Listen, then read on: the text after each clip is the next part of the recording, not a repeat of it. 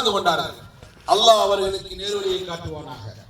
இரண்டாவது ஒரு சாரார், அவர்கள் ரமதான் வந்தது, நோன்பு நோற்றார்கள், தொழுகையும் தொழுதார்கள், அமல்கள் செய்தார்கள்.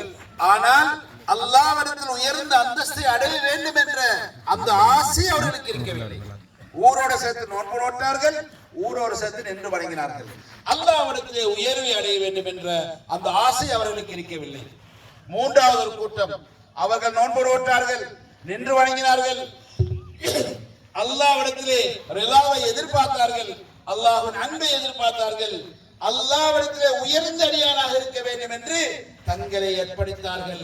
வதூபா வதூபா வதூபா நபிகள் நாயகம் ஸல்லல்லாஹு அலைஹி சொன்னார்கள், இப்படி செய்த மனிதனுக்கு அல்லாஹ் அருள் செய்வான், அல்லாஹ்வுடைய சுபசோபனம் உண்டாகட்டும் என்று நபிகள் நாயகம் ஸல்லல்லாஹு அலைஹி வஸல்லம் தன்னுடைய பொன்மொழியிலே காட்டியிருக்கிறார்கள்.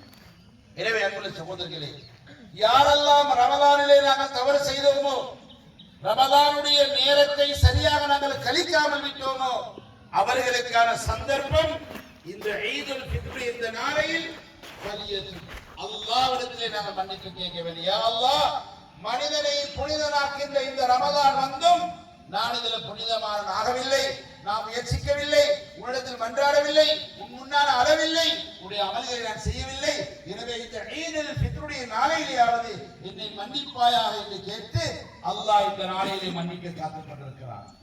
யாரெல்லாம் சரியாக நடந்து கொண்டார்களோ, ரமதானுடைய காலத்தில் யாரெல்லாம் சரியாக நடந்து கொண்டார்களோ, அவர்கள் அல்ஹம்துலில்லாஹ் யா அல்லாஹ் உனக்கே புகழ், இந்த மாதத்தை நான் நிறைவேற்றினேன், பூரணப்படுத்தினேன், உனக்காக நான் கண்விழித்தேன், உனக்காக நான் திலாவத் செய்தேன் என்று அல்லாஹ்விடத்திலே அல்ஹம்துலில்லாஹ் அல்லாஹ்வை புகழக்கூடியவர்களாக நாங்கள் ஆகிவிட வேண்டும்.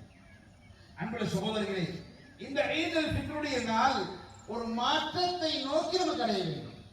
நம்முடைய வாழ்வில் ஒரு மாற்றத்தை உருவாக்க வேண்டும். இத்தனை வருடகாலம் வாழ்ந்தேன், அல்லாஹ்வுக்கு முரண்பட்டேன், அல்லாஹ்வை கோபப்படுத்தினேன், அல்லாஹ்வுடைய ஞானத்துக்குள்ளானேன், இதிலே இருந்து நான் என்னை மாற்றிக் கொள்கிறேன், இதற்கு பிறகு நான் அல்லாஹ்வுக்கு மாறு செய்ய மாட்டேன், அல்லாஹ்வுடைய கட்டளை வீணாக்க மாட்டேன், இந்த மார்க்கத்துக்கு அடிபடுவேன் என்ற உச்சகத்தின் நம்பிக்கையும் உறுதியையும் நீயத்தை நாங்கள் எடுத்துக்கொள்ள வேண்டும். இதற்கு பிறகு அல்லாஹ்வுடைய அருளை நான் எதிர்பார்ப்பேன். அவர்களாக மாறாத வரை அல்லாஹ் மாற்றப் போவதில்லை. எனவே நாங்கள் உள்ளத்திலே ஒரு ஆழமான நம்பிக்கை இருப்போம், அல்லாஹ்வுக்கு நான் மாறு செய்ய மாட்டேன், அல்லாஹ்வுடைய கடமைகளை நான் பாழாக்க மாட்டேன், அல்லாஹ்விடத்தில் யாரெல்லாம் சாதியானவர்களோ அவர்களே ஒருவனாக நானும் என்னை மாற்றிக்கொள்வேன் என்ற நிலையை நாங்கள் ஆக்கிக் கொள்ள வேண்டும். அன்புள்ள சகோதரிகளே, பெருநாள் என்றால் என்ன?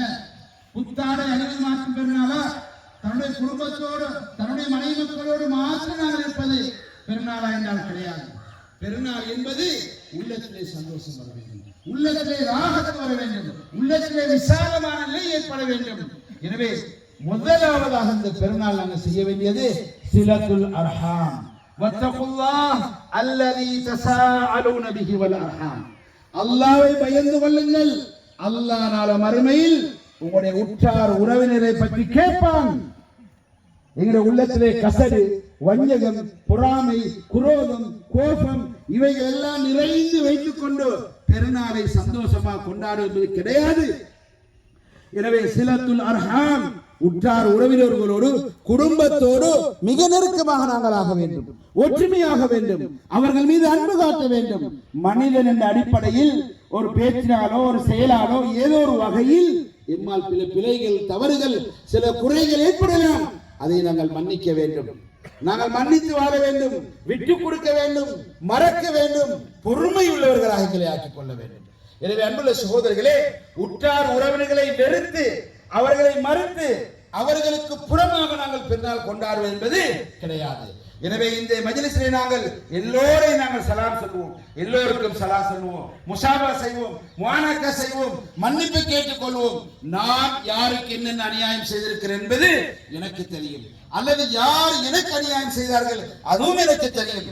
எனவே யார் எனக்கு அநியாயம் செய்தாரோ அவரிடத்தில் சென்று இப்படியான நிகழ்வு நடந்தது, மறப்போம், மன்னிப்போம், விட்டுக் கொடுப்போம், சந்தோஷமா வாழ்வோம் என்று இந்த நாளையில் நம்முடைய கல்வை சுத்தமாக்க வேண்டும், நம்முடைய கல்வை அழகாக்க வேண்டும். எனவே குடும்பத்தை சேர்ந்து வாழ்வது என்பதுதான் பெருநாளாக இருக்கின்றது. தன்னுடைய மனை மக்களோடு புத்தாடை அணியும் பொழுது, அக்கம் பக்கத்தில் உறவுகள், பக்கத்து வீட்டார்கள் ஒரு முஸ்லீம் என்ற வகையிலையும் கூட அவருடைய நிலைமையை நாங்கள் பார்ப்போம். என்னால் ஒருவர் இந்த பெருநாளிலே சந்தோஷப்பட வேண்டும், மகிழ்ச்சியாக இருக்க வேண்டும். எனவே அன்புள்ள இஸ்லாமிய சகோதரர்களே, நபிகள் நாயகம் ஸல்லல்லாஹு அலைஹி வஸல்லம்